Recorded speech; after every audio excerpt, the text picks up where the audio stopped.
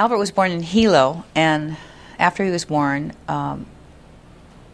the family moved to Honolulu. When he was born, he had club feet, and it was a hard labor and a hard birth, and they were very concerned about what to do about that. So Abner and Lucy came to Oahu and discussed what to do, and Albert had a couple of operations before he was 2 to straighten the feet, and then they put him in these shoes that had a sort of a brace, so he was walking with this brace, and it wasn't a very successful operation, so they consequently moved to Honolulu, which I think Abner and Lucy were a little hesitant about moving to Honolulu because there was no doctors there. So another son came along.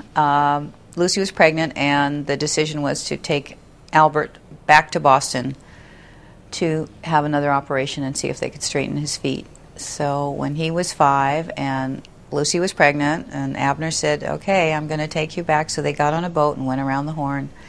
They left in about 1850 and came back in 1851. He had his operations. It was successful. They had to teach him to walk again. So on the way back from Boston to Hawaii, on the ship, Albert learned to walk again. So he was a very determined little boy. He was going to walk. When he got back, he was almost 7. Albert, consequently, in my mind, was one of the sons that stayed in Honolulu the longest. I think he was very close to his father and was living in Honolulu when Abner and Lucy went back to the East Coast, and then they died. So he remained in Honolulu and tried to make a go of it with cane, and he tried silkworms, and he tried many different products.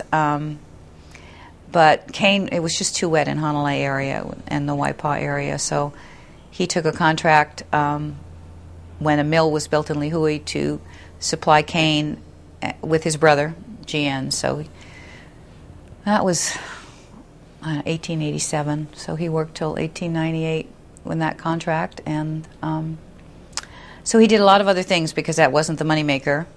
He was a deputy sheriff and a tax collector and a road surveyor and a lot of other things. So he did a lot of covering the islands, spoke Hawaiian, and was part of the legislature or the parliament or whatever we want to call it on Oahu at the time in the kingdom of Hawaii. So he would also come to Honolulu and served in the government, and so he went back and forth. I think his whole experience with doctors and having something that was curable, but without the experience here in Hawaii and having to go back so far, I think it really stayed with him his whole life. He was, they were all they went to church, but he also, I just learned, was a Sunday school teacher for boys at Kauai Seminary.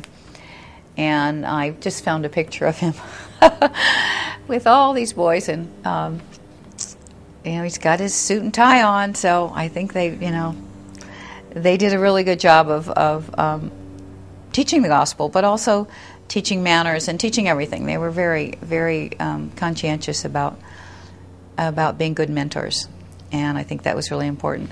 His wife, Emma, was also a teacher at the seminary, Kauai Seminary, and so we're piecing together maybe that's how they met.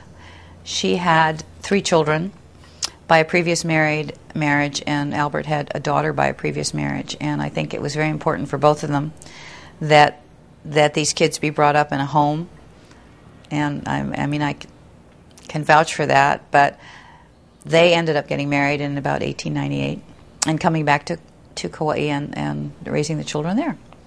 The hospital was named Kapiolani after Emma, because I think both Albert and Emma were very conscious of what happened to children at an early age in Hawaii and how much care was needed and how much care was lacking.